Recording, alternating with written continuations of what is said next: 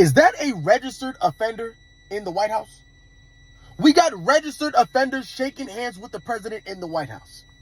Now listen, I knew we had some offenders. I knew we had offenders in the White House. But a registered red dot resident offender in the White House shaking hands with the president is crazy.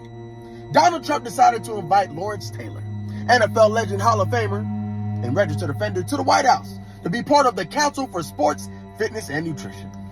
That Council for Sports, Fitness, and Nutrition oversees the sports, fitness, and nutrition for children. Yeah, and I say children, and it matters because Mr. Lawrence Taylor is a registered offender because he was messing with a child. Okay? Now I got a question for you. How does this happen? I don't care if you're left, I don't care if you're right, I don't care if you're down the middle. You gotta admit this is weird.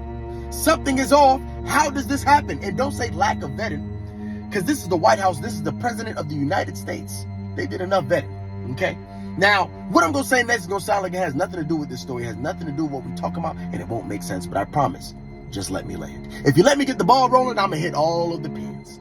Okay, now a couple days ago, an ex-Doge employee was jumped and beat in Washington, D.C. Okay? He was jumped by, allegedly, a group of underage teenagers. I say underage. I want you to keep that in your mind. Now, Trump seen this and said, hey, I think we should be able to charge these minors, these violent minors, as adults. At first, on the surface, it seems like he's just being strict. This is a hard down, hammered down consequence for some minors. When you think about it in totality and you think about where it could go to, it starts to get weird.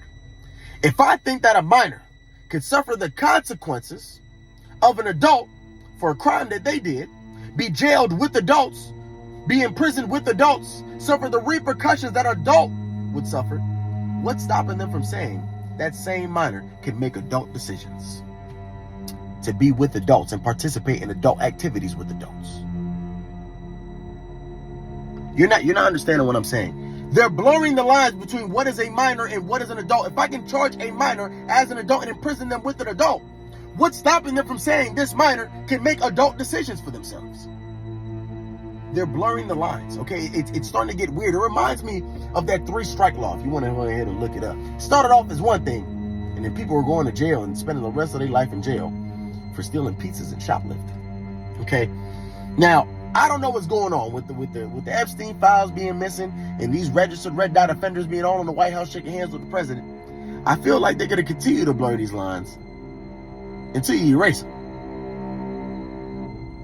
Yeah. In the meantime, I hope you have a wonderful day. You know I love you and I'll see you tomorrow. But if I don't, stay out of trouble.